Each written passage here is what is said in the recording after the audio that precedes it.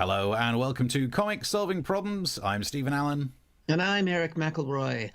Good evening. Hello. Half-hour comedy show. This is what we're doing right here, twice a week. We look at the problems in the news, you can send us problems, and we solve them because there is no one better at solving problems on this show in camera during these hours. And that is a Stephen Allen promise. Asterisk, not actually a promise. So you can message wherever you like. We'll put the little thing up as well, so you can get subscribed to the YouTube for all the previous episodes, the clips, and all future episodes as well. And if you're sitting down now, you get your drink, maybe with some popcorn. I don't know what you're doing. Maybe you're watching it on YouTube, you're slinging it up to the TV to make it more like a televisual entertainment experience. You can also share the link in whichever medium you're watching this. Spread the link around. And spread it. And later on, we'll start begging as well for money. But more on that still to come. And the reason we mention that is because it's not necessarily been a good day for money. Nope. Yeah, there's Rishi leaving number 11 Downing Street with his report that looks like it's already been redacted. Good God. Yep. How bad were things? So it's true, he gave us his little latest on that. What's your take on it, Eric? Yeah, so for those of you watching from outside the UK, he's the Chancellor of the Exchequer, he's the Treasury Secretary, and he's the one who Boris Johnson lays it up, and Rishi has to pay for it. So it's kind of like me and my wife. I'm like, that's a good idea. She's like, how are we going to budget this, sweetheart? Nice. And the way he's budgeted, because Boris Johnson announced this week that we're going to have a semi-lockdown for the next 6 months. So the question became, how are people like ourselves, whose industry is basically kind of bearing the brunt end of the shutdown, because live gigs can't occur if they continue after 10 o'clock in a lot of venues. A lot of gigs aren't happening anyway, because for some reason, people don't want to sit in a confined space and laugh out loud with a disease that's mostly spread by aerosol. Makes no sense. I don't know what's wrong with the general public. Yeah. Idiots. So we thought there'd been a very, a semi-decent self-employment grant, because you're self-employed. Yep. A lot of us are self-employed in the industry. We've been getting 70-80% of what our previous earnings were, which, to be fair, I'd take that on a good year. And he said, how much are you going to get next time around? 20%. 20% of the amount that we claimed after we'd really worked hard to try and claim every darn expense. So 20% felt like he might as well have just got a handful of notes, stuffed it in your top pocket, tapped you on the arse and said, get yourself something nice, treacle. It's just walking around money, which is odd, because the one thing they don't want us to do is walk around. It almost makes me feel bad for not paying any tax at all and hiding all that. I don't really want to talk about that. But I mean, it is. I don't understand. So because if you're in a sector that's continued to be impacted by this disease, and we are, and understandably, I mean, I don't want people to get sick just because they come and see me. I mean, they'll feel sick after they see me, but for different reasons. Yeah. And so, okay, fine. I'm willing to make the sacrifice to not gig as much, and everything will come back, and one way or another, we will get through this. But then to say, well, so what are we supposed to? I mean, for the other 80%, are we supposed to just stand on the street corner and tell jokes? I don't know, because that would be still near people. At least it would be outside. We've all tried to do some outside gigs, but there's no way we could get 80% of our time back, work back, doing the small. Because normally, I think I've done 5 gigs since the lockdown thing started. That would be a busy week, or that would be like 2 weeks. I'd definitely cover 5 gigs. Yeah. And it's been longer than 2 weeks. But I mean, this shouldn't just be a moan about from the point of view of self-employed. And I know we've got a lot of self-employed people who watch this stuff. And I mentioned earlier on Twitter that when I was sat down to watch that moment, I looked at that screen and realised it felt like going to the reading of a will from a relative who really couldn't stand you. I knew at some point there was going to be the message of, well, you should have got a proper job, Steve. And maybe he's right. Maybe I should have done that rather than trying to chase the dream. But it's not great now. I also wish to complain about the fact that the government said they'd pay a third of your wage for this wage bailout thing that they're doing. I've got a maths complaint. No. Actually, we could have done this. This will be the rest of the show, won't it? Yeah. So what happens is the employer pays a third, and then the government pays a third of the remaining 2/3. Well, how many thirds is that? Exactly. So your employer pays a third, leaving you with 2/3, and the government pays a third of 2/3. Thirds of 2/3. Yep. Divided by 4 is times 1. 6. So your numerator is 1 times 2. Your denominator is the 3 times 3. So it's 2/9. 2/9 is not the same as a third. 3/9 is a third. They're ripping us off by... Really? I've heard that. So I still can't believe, though, that the government are just pulling a fast one about, we pay a third of 2/3. Why are they lying about fractions? Oh, God, it drains me. This is the Chancellor of the Exchequer, right? It's not like he needs... Yeah, oh, dear. To be able to do vulgar fractions. I find that fraction a very vulgar maths joke. Yeah. I mean, watching the speech today, it was definitely... Yeah, the left out of the will thing, I think, is a good way to say it, because he had one line about the self-employed. And I know we're banging on about it, but hello, it's us. Yeah. And so one line about the self-employed, it was, we will continue the self-employment grant with modifications similar to furlough. And when that was that little asterisk of like that little, it was like the drug commercials that they have in the States. This drug will cure everything you have. Will cause diarrhea and cause death. It was one of those moments, because all immediately comedians were like, oh my God, we're going to pay 70%, man. This is going to be like Jungler's Christmas back in the day. And no. No, 20%. Yeah. That is not similar to 80 or 70%. That is a far bigger jump of a fraction than ripping us off by a 1/9, and they've done that as well. It's like a third, I think. Oh, look at that! There's the maths. Yeah, so rough times, tough times for the money, which is why we will keep mentioning that if you're enjoying the show, normally we just like the idea of making a bit of money from this, which we spend on better tech and nicer stuff. But now, sweet mercy, we might need some of this money. So if you enjoy the show at all, there's a link near the stream where you can chuck some money in our pots. And everything you've put in will be matched 20% by the government. Might as well say that, yeah. They'll give us that 9th back that they ripped us off. Shit. Anyway, no, we just ranted about that. That's a problem for us, really. I mean, we talk about problems on the show. The problem is that we're screwed, aren't we? Yeah. Right. But let's talk about the real problems in the world, because that's what we like to cover. And if you have problems during the show, I can't remember if you said this, Steve, you can send them to us as well. Throughout the show, we'll try and solve your problems. But there are some other things out there, aren't there? Yep. And this is a problem, Steve. What do you do when you're stuck leading a democracy? What do you do, Steve? What do you do? Because a democracy is all about essentially a peaceful transfer of power from one leader to another. That's a tricky bit of it. Donald Trump was asked about that recently at a press conference, and this was the question he was asked. Win, lose, or draw in this election, will you commit here today for a peaceful transferal of power after the election? Commit to a peaceful transfer of power. Now, you would think for most people that's a softball question, isn't it? You just go, yeah, of course, I believe in democracy, no problem. But Trump, he likes to throw his own little wrinkle on these things. So here's what he had to say. We're going to have to see what happens. You know that I've been complaining very strongly about the ballots, and the ballots are a disaster. Whoa. We're going to see what happens with what is allegedly, like they like to talk about themselves as the greatest democracy in the history of humanity. We're just going to see what happens, with the ballots. I mean, to be fair, actually, I'm going to be fair with Trump on this one. Because have you seen this ballot he's talking about?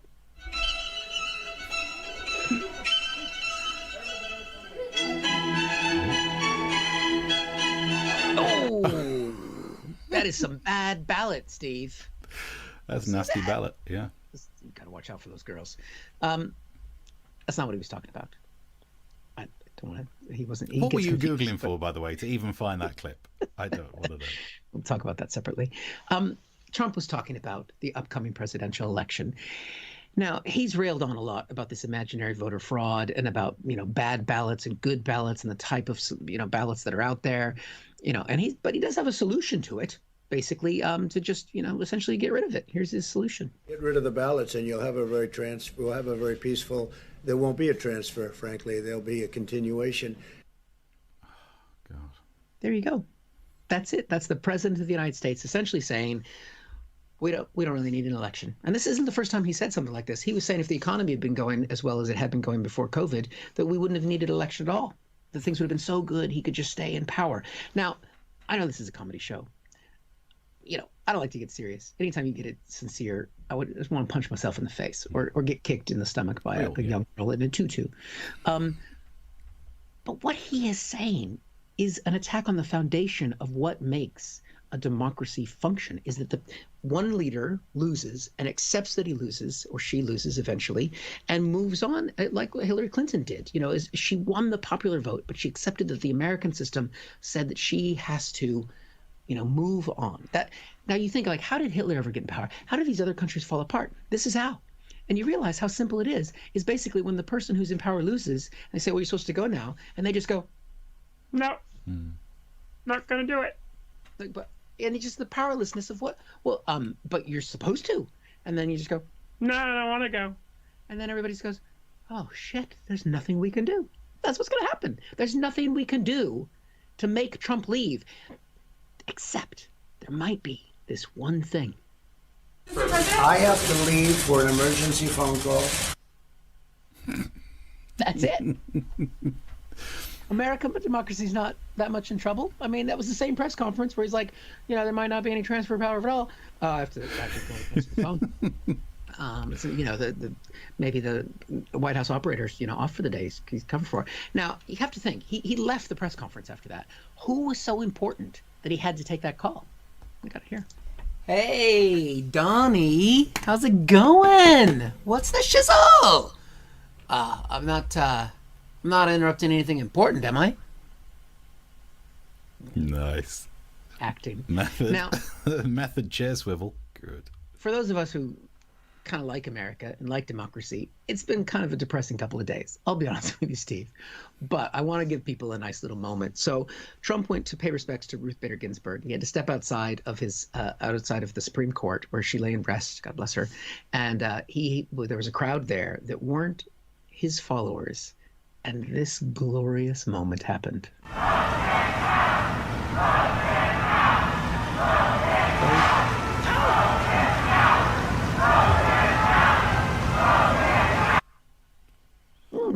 So he didn't stay out there for very long. Yeah. I wonder, what was it that made him leave to go inside? I have to leave for an emergency phone call. I'm telling you, it works every time, Steve. Yeah. It works every time. Yeah. Could you, for those people who've not really heard of Donald Trump, what is he famous for eating? Buckets of Kentucky Fried Chicken. Yeah. So I think an emergency phone call is a desperate dump. It's all that greasy food. I just got to take an emergency phone call, John. Yeah, that's my phone call. Oh, bless him. How long are you going to be on the phone for? I mean, maybe like 10 minutes, but you probably want to give it 15. Some of the messages coming through, don't forget you get subscribed, share the stuff around. We're talking about Donald Trump, because I think you're right, that Donald Trump, by having an election that you don't accept the result of, that's how you become a dictator. It's not by saying no more elections, it's by delegitimizing the election result. Chris says, didn't Robert Mugabe use that line once? Whatever happened to him? And then Mark says he moved to be Yorkshire. fair, Mugabe stayed in power a long fucking time. This is the worry. So he's not the role model we need to give Trump. Don't give him any ideas, okay? Yeah. Mark says he moved to Yorkshire and spelled his surname backwards, Ibagum. Because it's Mugabe backwards. Oh, and people in Yorkshire say like Ibagum. What does it mean? Okay, just it's an exclamation. As simple as that. I can't explain the Yorkshire ways. But I get an Emmy for that, Mark says. All the acting you do. Maybe a BAFTA, but who gives a shit about those? Oh yeah, you get the ones that are dished out by the people in hazmat suits. Yeah, very very on brand. There's the Twitter things. If you want to send us some messages, yes. As long as that emergency phone call doesn't involve any finger licking. Oh, ugh. Ooh. And then we were talking about the fact that if you could throw some money in our direction, it might be needed thanks to Rishi. Mark says 20% matched by the UK government. Yeah, Chris says, is that like gift aid? And Mark says more like grift aid. Do you know what? Whatever it is, as long as there's some money in the pot by the end of it. And there's talk of the fact that it's Mark's birthday. More on that later. We've got an extra mention for you later, Mark. But I suppose that means you could do the gift part of it. I'm sure you've had some of those. Send us some aid. You get the gifts. We'll get the aid. No, hang on. We need some help. Is what I'm trying to say with that. I got trickier than I thought. Right. So another problem, Steve. Yeah. The problem is the app. How do you make the app actually work? Matt Hancock has been trying. He spent all morning going on various media outlets. Although when he was on Sky, It was an awkward moment when Kay Burley asked him why he was no longer doing that thing before they went on air that she really enjoyed. And very quickly, before I let you go, maybe you'll need to cover the children's ears at home this morning. How long is this casual sex ban going to last? Well, I didn't know that's what they got up to in the green room. It's an awkward, tense moment to do on TV, isn't it? Wow. But the app is out. In fact, there you go. There's the screenshot of it. It's called the NHS COVID-19 app. It's been launched in England and Wales. I've got it on my phone here. Well done. That's good. It did take me a while because I had to go out and buy a burner because you don't want people actually being able to track you, do you? So I've got it all there. It says my app is scanning. Let's have a look. In fact, what I can try and do is, the terribly bad coloured skanky cam over here. Ooh, skanky cam. Get skanky cam. Is that what we use for casual sex? Yeah.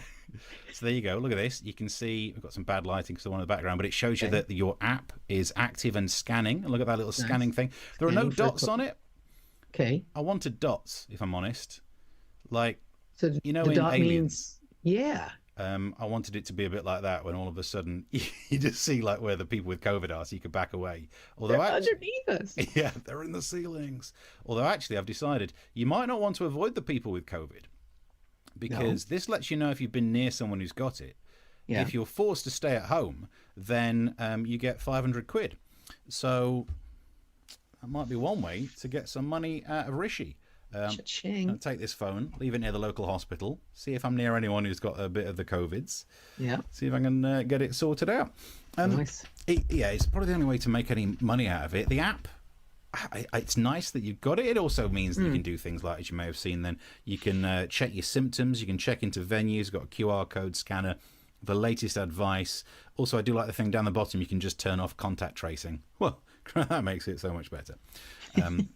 It tells you what your threat's like in your local area. Mine's currently medium. I'm not sure if that's great or not. But all day, people have been talking about this on the news, and they've been doing these explainer special reports on it.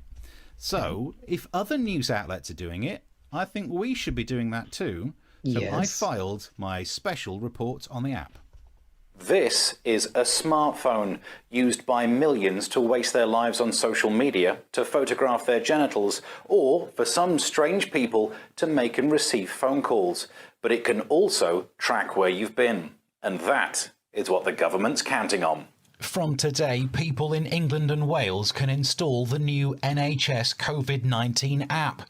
If you are in an area that is high risk, it will give you advice on what action to take. For some, that advice will be to self-isolate for 14 days. But for others, the advice is to take a long drive to Barnard Castle, depending on what you've told it your occupation is. I spoke to a technology expert to find out more. Yes, it's very good that the technology is being released. Sadly, the app is only available for phones newer than the iPhone 6, which statistically, vulnerable groups like the elderly tend to use older smartphones, brick phones, or in many cases simply pick up a remote control, press the buttons and wonder why it don't work. The technology uses Bluetooth to connect to devices around you, the same technology that allows perverts to airdrop dick pics onto the phones of strangers. Nice one. Whoever that is, it's nice, it's shiny. Speaking of which, earlier I spoke to the Prime Minister.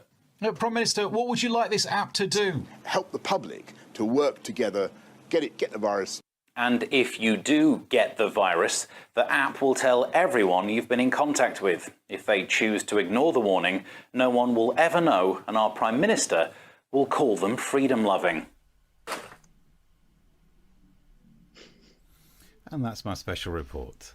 Bravo. Thank you. What is the point of an app where you can just turn it off and we're called freedom lovers for breaking the rules? We didn't even get into that when he did that speech saying that people haven't been sticking to the rules because we're freedom lovers. Stop creeping. Stop trying to placate the bunch of idiots who break rules. Especially when they're trying to stop us from being casual freedom lovers. Yeah. I mean, to be fair, what Matt Hancock should have said is that they're trying to stop casual sex, encourage people to get married, because then you won't have sex at all. There you go. Saving lives. Saving lives. Yeah. Saving lives. Chris in the message board says tea, coffee, orange juice, and casual threesome between the croissants and donuts. That's what they do in the green room at Sky News. You've been on Sky News. Did you have casual sex with Kay Burley? Well, I don't like to speak out of school, but I was. There was 4 of us on screen. Me, Kay, and Andre Walker. Oh God, yeah, that was a bad day. Right. How is Bad that? times. I mean, I know he's a large chap, but that's not 4 of you. Yeah, there was. Oh God, what's his name? He used to write for Breitbart. Can't remember his name. Yeah. It's No one more needs of to. an anecdote than a funny story. No one needs to But yes, the nice thing is, if you ever get to do the papers on Sky back in the day, you'd get breakfast Really? on Sky, which is normally on the BBC. It's very confusing. But yeah, toast, eggs, coffee. Good times. I mean, back then it was just a nice perk. Now we will literally work for food. Thank you, Rishi. I'll tell you some jokes if you buy me a sandwich. Oh, it's never going to happen again. The message board, Sally says, Trump lying, people dying. We made someone angry by talking about Trump. That's probably true. Yep. Let me see if I've got anything over here. There we go. And while we've got the subscribe button up, so please do check out the YouTube channel and subscribe because there's clips up there. There's loads of things. Oh, here we go. We've got Joey from America, who's contributed very kindly to the show in the past, said ballot of cuties. And I just bought an 8. So I'm not quite, I bought an 8. What is it? Bought an 8? Oh, an 8th. I think an 8th. There we go. The only way for us to make money is to start selling drugs? Because they're legal in some places. Could we sell drugs in America? I think it's fair. You can sell marijuana. We are setting up a Patreon page. We're going to go down that path and figure that out. And it did say I did select that we weren't going to do nudes. So maybe that was a poor choice. Can we do that as a threat that we'll do nudes unless you send us some money? Yeah, if you become a subscriber on Patreon, we won't get naked. We'll do the same show, one version clothed, which you can get for free. One version naked, you get it on YouTube. Yeah. One that's clothed, you got to pay the sweet dollar for it. Oh, we wear the ties. Stacey says Trump's a trumpet, putting it politely. I'd put it impolitely. He's an absolute arse. Is that? There you go. That's where the Trumps come from. Yeah. And Mark says you need to move from behind the MASH Report news desk. Do you know what? Honestly, I've worked with enough people in local news to know that it's almost a shame that I didn't want to have a proper job because I film that on my phone, and that's exactly what they do on local news things. They film a bit, they do the voiceover thing too close to the mic. They have someone they interview, blah blah blah blah blah. So. Yeah. It was good. You got your voice. Mark's asked if we have any hydroxychloroquine. Look, we could sell Trump doesn't even talk about it anymore, and I can say it now, which is fucking infuriating. Hydroxychloroquine. And yes, Stacey, I do agree they should legalize marijuana in the UK because that means I can smoke the joint that someone gave me at a gig. And you kept it. I think that's where I'm holding this for someone. I haven't. It's totally gone. I just destroyed it. I gave it to the police. It's destroyed gone. it, burnt it slowly, one puff at a time. Slowly. Right. Okay. Should we solve another problem? On to the next problem. Show's flying by. Kind of along the same themes of what we were just talking about with the app. Because one of the big areas of spread are going to be college students who've been going back to university over the past few weeks all over the world. So how do you control the spread of COVID-19 amongst university students? Now, there's been lots of ideas because we want people to go to university. It's important for the economy. It's important for their learning. It's a big part of their experience. So here's one suggestion from the British government that we've got here. Basically, Matt Hancock, the health minister, said, don't let the students go home at Christmas. So now, I remember my time at university, Steve. I mean, I had a really good time at university. Did you enjoy your time at university? It was good times. Yeah. I mean, I did. I worked more than everyone else I knew because I stupidly did a chemistry course. So we had more lab hours than I had a friend who did a history degree who had 4 hours of lectures a week. Yeah. Oh, I wish I'd have done that. Theater major. I spent my senior year coloring in pictures of the statues around campus. And I remember talking to people who had studied real subjects like you. But look where we both ended up, getting 20% from the vice chancellor of the exchequer. Now, if someone had told me when I was at university, you know what you can't do? You can't go home for Christmas. I'd have been like, fucking A. That's brilliant. I've got to actually clip, Steve. This is going back into the archives. This is what my university was like. The party.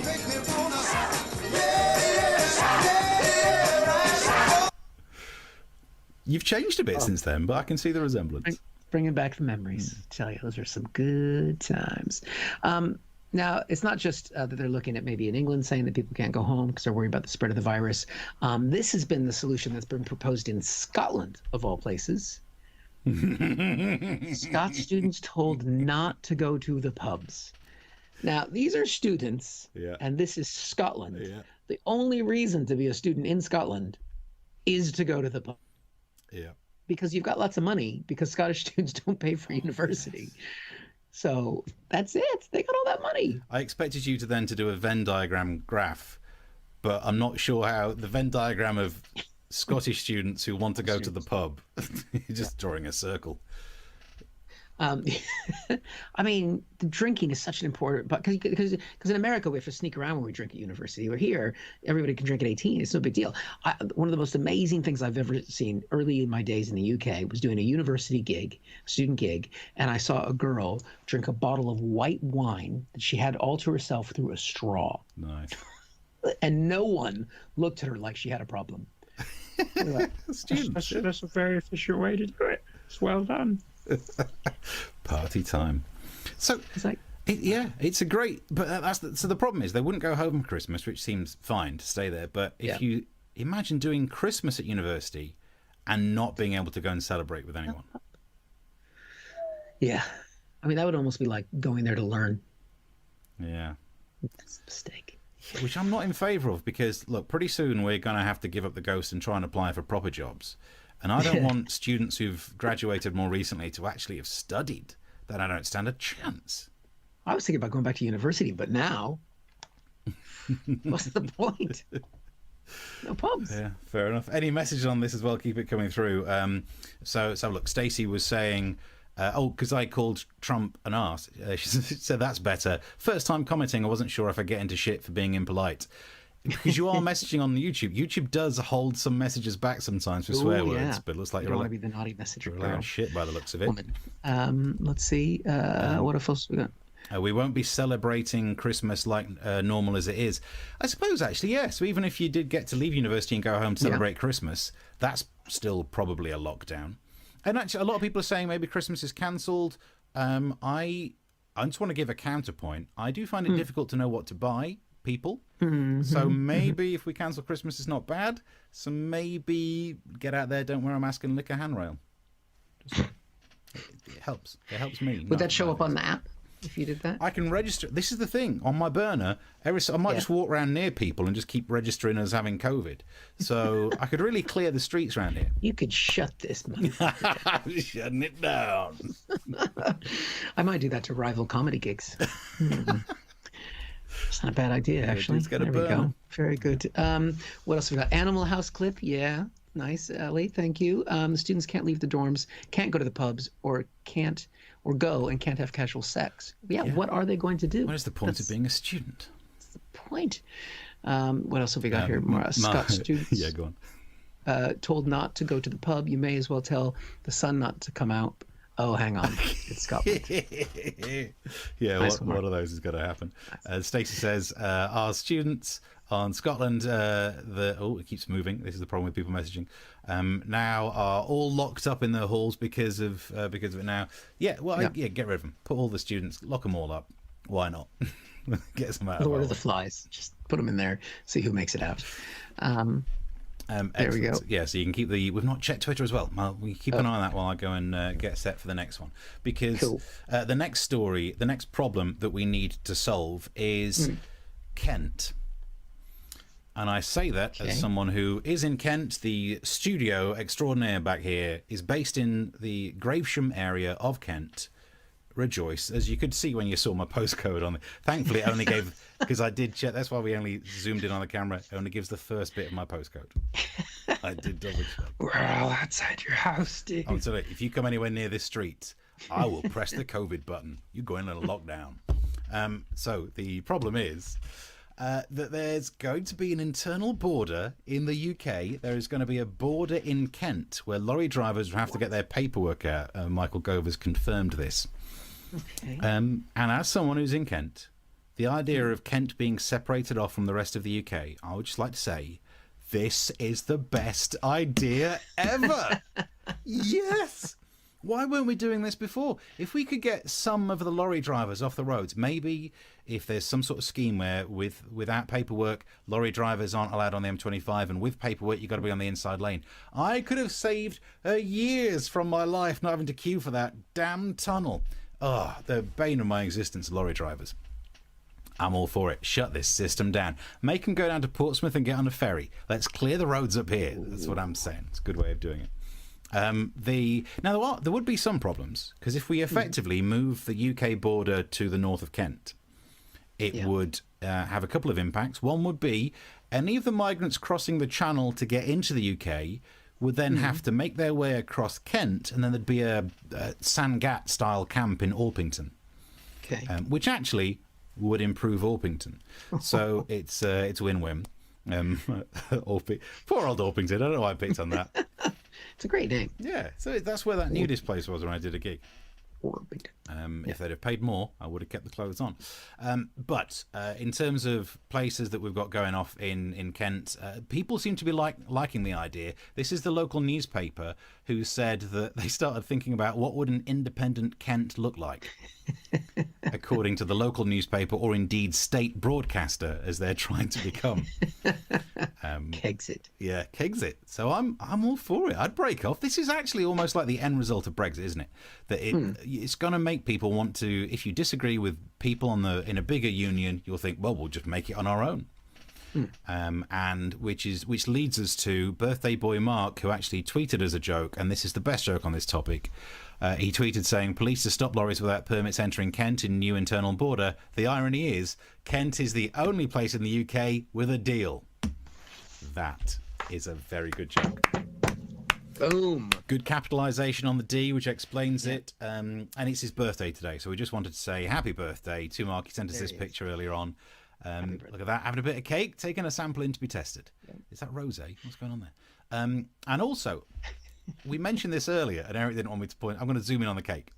Oh, God. That is the most erotic-looking cake I've ever seen. Look at that.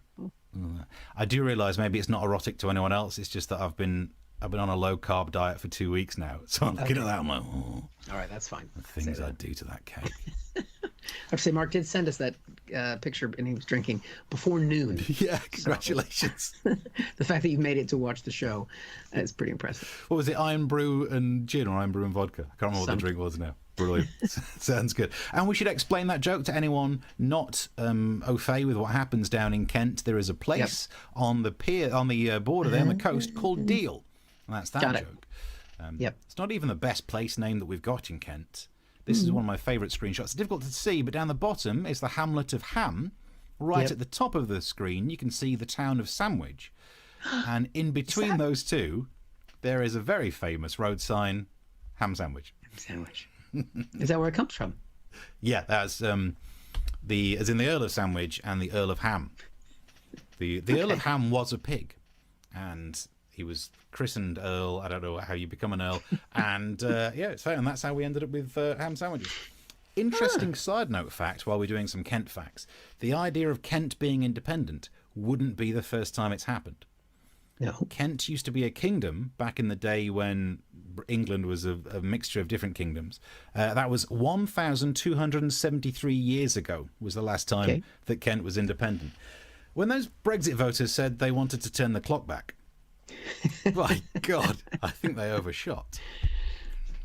Stone Ages. Yeah, so I don't think I can solve the problem of Kent being independent, because probably all for it the way things are going. Why not? Yep. Rum and Iron Brew, says Mark in the comment section. Rum and Iron Brew. Yeah, nice work. Nice. Anthony's joined us. He just realized he was in the wrong chat. So no. We have been testing some other streams. Sorry about this. Yeah. We're testing some other streams for the Brighton Comedy Festival. More on that still to come. And we don't. Yeah, there's loads of chats. So you try and keep up on all of them. They're giving Kent independence, but they won't give it to Scotland. Yep. True, Stacey. But pretty soon, everyone, like Steve said, everyone's going to be independent. I'm going to be independent. I'm going to be independent from Steve. Yeah. I'm just going to see. Look, there's already a borderline. There's already a border. It's right there. Look at that. Really? You pointed the wrong way. I thought about where I was going to point before I thought, where's the door? It's over this shoulder. Point that way. That way. That's how I do it. There you go. So key thing, happy birthday, Mark. And to celebrate, we invite you all to buy us a drink. And we will raise it aloft and cheers to anyone having a birthday. So actually, yeah, happy birthday, Mark. Anyone who watches this, if you have a birthday coming up, send us a message. We'll be able to fit it in. Definitely. Yeah, please do. Let's have a look. Other messages coming through. Chris says we've been trying for years to get the People's Republic of Sheppey. The Isle of Sheppey, on the Isle. You really could go for independence, but you're not an isle all the time, are you? You're not really an isle, but it's kind of. It's a bit, don't take away. Don't. Let's be positive at the end. Yeah. Come on. Well, I don't know if there's anything else. I can't. I've lost my other computer died, so I can't see the comments now. Let's have a look. It got a good licking. We don't know what we're talking about there, but that I think the rum and iron brew. Oh no, he's talking about the pudding that he ate. That could be on so many of the topics we've talked about. Oh yeah, that's not something. Got a good look, Mark. We take back the happy birthday. It depends which the topic is. Right, so I think we're all up to date with the comments. Yes. There we go. What else do we need to plug on this? I think we're going to be back next Tuesday and Thursday, of course, at 9 o'clock in the UK or whatever time it is, wherever you are. We are asking to. I mean, we appreciate anyone who's been able to chuck us a drink and that kind of thing. You think, these are two guys we would have gone up to in the past when you could go up to people and we get them a drink for putting the show on. That's great. But also, if you want to just tell people about the show, share the link, say, this is something funny, tweet about it, that kind of thing. We are desperate for praise, and any praise will be matched by the Chancellor to 20% higher. Yeah, so 20% minus a ninth. Yeah, minus 1/9, not an eighth, a ninth. A ninth. They're pulling fast and loose with fractions, damn it. No one knows what a fraction is, Steve. What else was going to say? So you can keep searching. If you've got Amazon Prime, have a little search for Comic Solving Problems. We're going to keep uploading more episodes on there. They're different episodes to the ones you've seen broadcast, but they're like a remix. Yeah. That's a nice way of putting it. So like a little DJ mix. I think they're worth having a watch, even if you've watched the main streaming thing. We're also still available on illegal BitTorrents, the only thing that's legal out there. We've been getting some good download figures. There must be loads of criminals across the world thinking, I'm going to be getting a copy. I shouldn't even say this on the show. It's not illegal that you've downloaded this. Maybe it's not as exciting when it's not illicit. You know what I mean? Don't download it. Only the bad boys download. Anyway, I don't know what I'm talking about now. Yes, so thank you very much for watching. We'll be back next Tuesday at 9 o'clock. And I've been Eric McElroy. I've been Stephen Allen. Till next time. See you later. Bye.